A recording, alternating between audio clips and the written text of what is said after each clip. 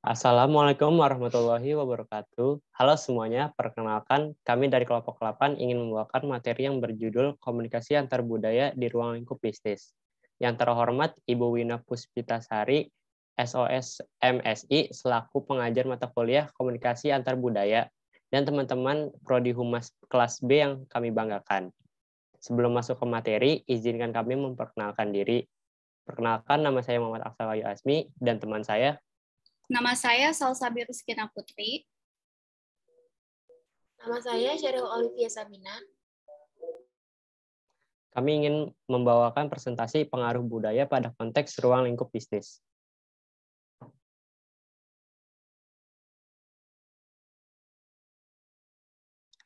Perkembangan zaman memberikan pengaruh dalam kehidupan sosial, yaitu budaya mempengaruhi komunikasi bisnis.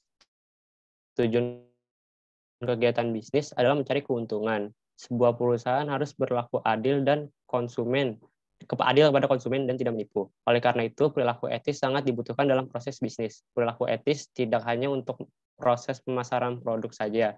Perilaku tersebut juga berlaku untuk nilai dan moral sebuah perusahaan. Dalam sebuah perusahaan multinasional biasanya karyawan yang dipekerjakan dari berbagai negara. Perbedaan budaya tersebut memberikan pengaruh dalam komunikasi bisnis. Untuk itu, perusahaan dihimbau agar mampu memahami kebudayaan-kebudayaan yang ada di dalam kehidupan sosial.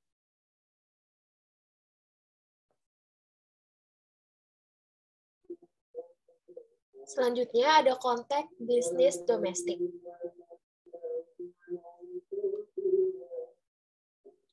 Tidak hanya dampak kontak antar budaya yang mengubah cara bisnis internasional dilakukan, tetapi peristiwa-peristiwa di dalam perbatasan Amerika Serikat telah membuat kebutuhan untuk memahami budaya yang berbeda menjadi keharusan abad ke-21.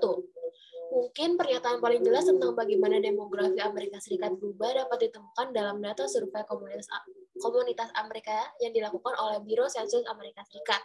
Survei tahun 2006 mengungkapkan bahwa 19,7% atau hampir 1 dari 5 orang yang tinggal di Amerika Serikat berbicara bahasa selain bahasa Inggris di rumah. Jelaslah bahwa melalui angka kelahiran dan imigrasi, Amerika Serikat telah menjadi bangsa yang bercirikan oleh keragaman budaya yang luas.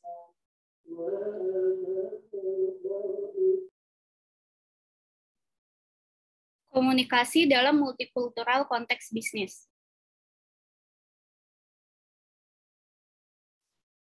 Pengembangan keterampilan komunikasi bisnis di pasar multinasional adalah upaya yang menantang. Konsep-konsep yang tampaknya universal seperti manajemen, negosiasi, pengambilan keputusan, dan manajemen konflik seringkali dipandang berbeda dalam satu budaya dengan budaya lain. Kami sekarang mengalih perhatian kami ke konteks bisnis antar budaya dan beberapa cara budaya menangani protokol bisnis, manajemen, negosiasi, dan manajemen konflik.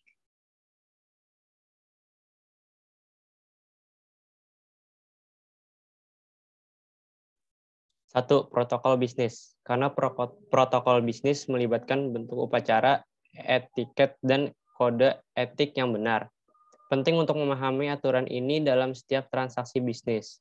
Namun, seperti kebanyakan aturan perilaku yang dibahas dalam buku ini, aturan bisnis terikat budaya. Anda dapat melihat perbedaan dalam peraturan antar budaya dalam suatu yang sederhana seperti stiker bemper populer di Amerika Serikat yang berbunyi aturan untuk orang bodoh. Sementara stiker ini mungkin mengekspresikan nilai tinggi orang Amerika pada individualisme, kemandirian, dan perbedaan. Faktanya di sebagian besar dunia, protokol yang benar secara budaya diharapkan dan dihormati. Untuk memperkenalkan Anda pada berbagai variasi dalam protokol, kami akan memeriksa 1. Kontak awal, 2. Perilaku menyapa, 3. Penampilan pribadi, 4. Pemberian hadiah, dan yang kelima, tabu percakapan.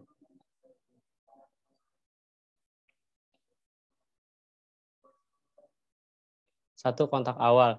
Saat terlibat dalam bisnis internasional, cara Anda menjalin kontak awal dapat berkisar dari membuat email, sehingga melakukan panggilan telepon singkat yang tidak diminta, hingga menulis surat resmi atau menggunakan perantara atau utusan.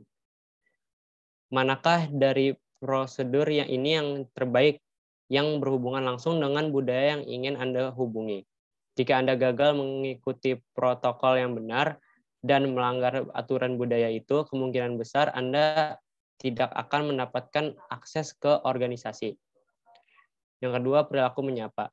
Kartu nama harus berisi informasi yang cukup rinci sehingga posisi spesifik seseorang dalam perusahaan dijabarkan dengan jelas. Saat menerima kartu, Anda harus membacanya dengan cermat sebelum memasukkannya ke dalam saku atau dompet Anda. Jika Anda duduk untuk mendiskusikan bisnis, kartu itu harus diletakkan di atas meja dalam urutan yang sesuai dengan posisi duduk orang-orang di seberang Anda.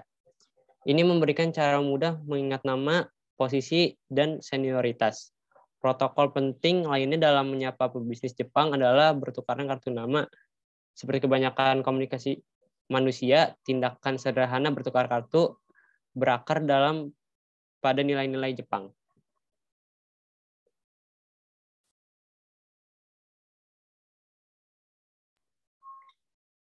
Selanjutnya ada penampilan pribadi. Meskipun kita telah membahas komunikasi nonverbal dalam bab terakhir dan menekankan perbedaan budaya sehubungan dengan penampilan pribadi, kami perlu meningkatkan Anda sekali lagi tentang pentingnya penampilan pribadi yang berkaitan dengan protokol. Lalu selanjutnya ada pemberian hadiah.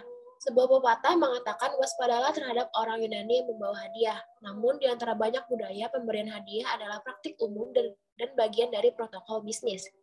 Pertukaran hadiah dalam konteks bisnis memerlukan sejumlah protokol yang dinyatakan dan tidak disebutkan. Salah satu masalahnya adalah bahwa budaya barat yang individualis, terutama di Amerika Serikat, seringkali memandang pemberian secara besar-besaran dan pembayaran uang sebagai bentuk penyuapan, tetapi perwakilan bisnis internasional harus dapat membedakan antara apa yang dianggap sebagai hadiah dan apa yang dilihat sebagai suap. Masih dalam konteks pemberian hadiah, bagi pembisnis yang akan pergi ke luar negeri perlu mengetahui tidak hanya pandangan lokal tentang pemberian hadiah, tetapi juga hadiah apa sesuai dengan budaya di mana bisnis akan dilakukan dan kapan harus diberikan. Mungkin lebih dari budaya lain, pemberian hadiah di Jepang sangat ritualistik. Misalnya, orang Jepang mengharapkan Anda untuk membuka hadiah yang mereka tawarkan kepada Anda. Namun akan mengesampingkan hadiah yang Anda berikan dan membukanya nanti. Tetapi menyimpan hadiah dan membukanya di lain waktu juga akan merupakan aturan di Thailand. Selanjutnya ada tabu percakapan. Seperti yang Anda ketahui dari pengalaman pribadi, bertemu orang lain, baik untuk bisnis atau kesenangan, biasanya melibatkan beberapa obrolan ringan dan bersosialisasi sebagai cara untuk mengenal satu sama lain. Namun, pilihan topik yang digunakan dalam percakapan awal itu harus mengikuti aturan budaya. Mengamati aturan tersebut menuntut Anda mempelajari topik apa yang dapat diterima dan untuk didiskusikan dalam budaya tuan rumah dan mata pelajaran apa yang tabu.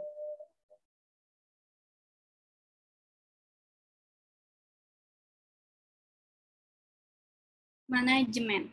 Setiap manajer, terlepas dari budayanya, harus membuat keputusan penting.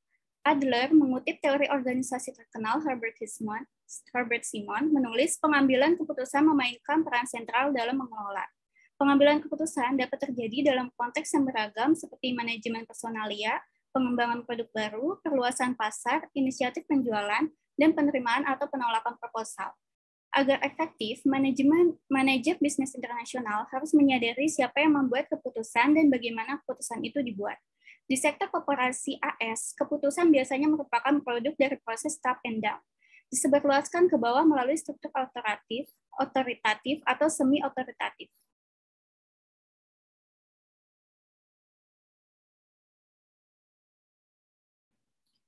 Gaya manajemen koersif adalah fenomena umum di sebagian besar negara Arab. Cara koersif atau otoritatif dapat diilustrasikan dengan lakukan seperti yang saya katakan. Gaya yang melibatkan instruksi yang jelas kepada bawahan, tanpa mendengarkan atau mengizinkan banyak masukan dari bawahan. Kepatuhan dan kepatuhan segera diharapkan dan kontrol ketat dipertahankan. Di Nigeria, manajer dianggap memegang posisi tingkat tinggi dan mendelegasikan wewenang kepada orang lain hampir tidak ada. Perbedaan dalam proses pengambilan keputusan antara negara-negara yang kami sebutkan dan Amerika Serikat menggambarkan pengaruh budaya dalam bisnis internasional. Namun, kesadaran akan perbedaan seringkali tidak cukup untuk memberikan pemahaman internasional bisnis dengan kompetensi budaya yang diperlukan, yang membutuhkan kesadaran akan perbedaan dan pemahaman tentang faktor budaya yang memotivasi perbedaan tersebut.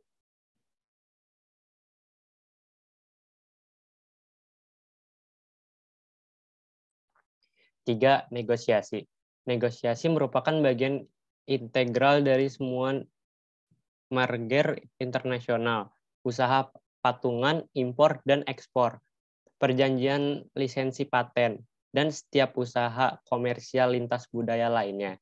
Negosiasi bisnis domestik dan internasional melibatkan perwakilan dari berbagai organisasi yang bekerja untuk mencapai solusi yang dapat disepakati bersama, sambil secara kebersamaan berusaha meminimalkan perbedaan, kesalahpahaman, dan konflik. Untuk mencapai tujuan tersebut, mereka mengandalkan komunikasi.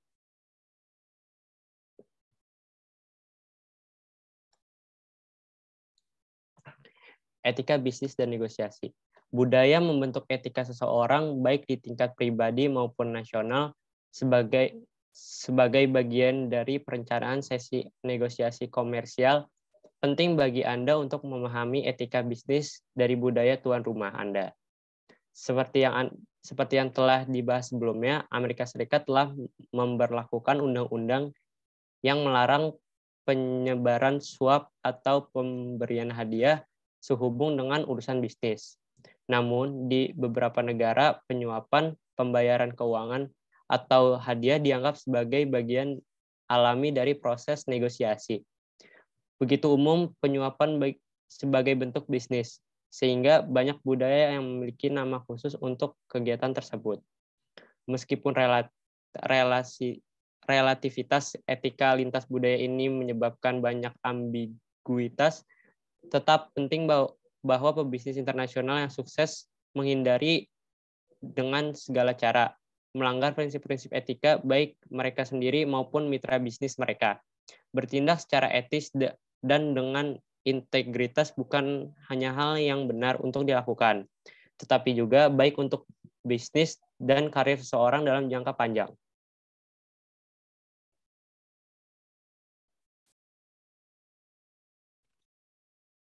Selanjutnya ada manajemen konflik antar budaya. Konflik adalah aspek yang tak terhindarkan dari semua hubungan. Jika dikelola dengan tidak tepat, konflik dapat menyebabkan kerusakan yang tidak dapat diperbaiki, seperti perpisahan atau perceraian di tingkat antar pribadi, perang dalam skala nasional, atau kehilangan peluang dalam usaha komersial. Hubungan konflik dan komunikasi menurut Pepper adalah komunikasi adalah karakteristik dominan konflik karena berfungsi sebagai sarana transmisi konflik dan sumber manajemen konflik. Budaya menentukan bagaimana konflik dilihat dan dikelola. Bisnis lintas budaya yang ditandai dengan beragamnya nilai, cita-cita, keyakinan, dan perilaku para peserta. Besar kemungkinan untuk muncul perselisihan. Menurut Bemer dan Farner, konflik dalam konteks bisnis ini biasanya muncul dari 5 ketidaksepakatan berikut. Yang pertama itu ketidaksepakatan atas tugas, yang kedua ketidaksepakatan atas proses, yang ketiga ketidaksepakatan atas alokasi sumber daya, yang keempat ketidaksepakatan atas tujuan, dan yang terakhir ada ketidaksepakatan atas kekuasaan.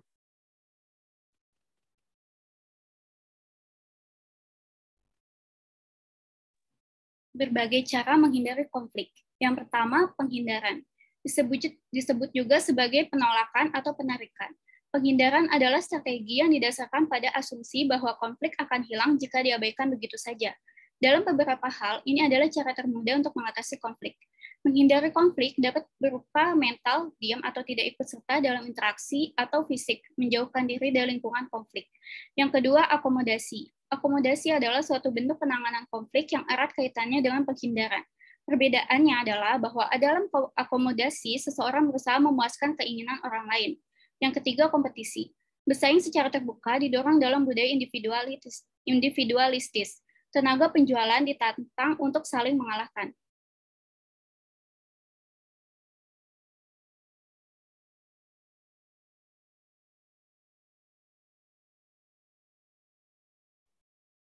Yang keempat, kolaborasi. Inti dari kolaborasi adalah gagasan bahwa semua pihak bekerja sama untuk menyelesaikan konflik.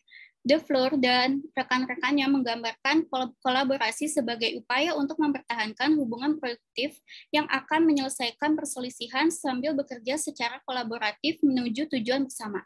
Dengan menggunakan perangkat kreatif, tujuan dan kebutuhan setiap orang dapat dipenuhi. Kelima, diidentifikasi masalah yang konten. Temukan inti masalah, apakah konflik itu mengenai kepribadian, poin-poin tertentu dalam kontrak, atau kesalahpahaman verbal. Setelah mengklarifikasi masalah, semua pihak dapat mulai fokus pada solusi untuk kontroversi tersebut.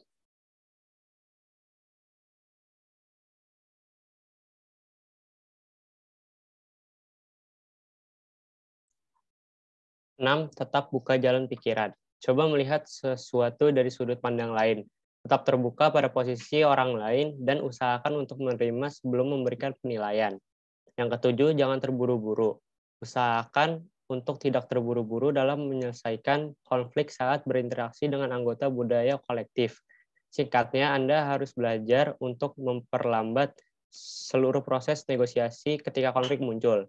Seperti yang dicatat Ting Tommy, pekalah terhadap pentingnya pengamatan yang tentang dan penuh perhatian. Ting Tommy juga menawarkan saran non-barat berikut untuk menanggapi konflik.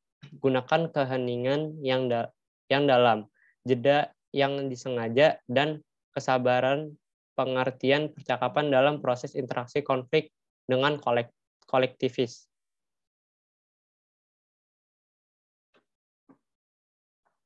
Sekian materi yang dapat kami sampaikan. Kami minta maaf apabila ada kekurangan dan kesalahan dalam video ini. Kami sangat terbuka dengan kritik dan saran. Sekian, wassalamualaikum warahmatullahi wabarakatuh.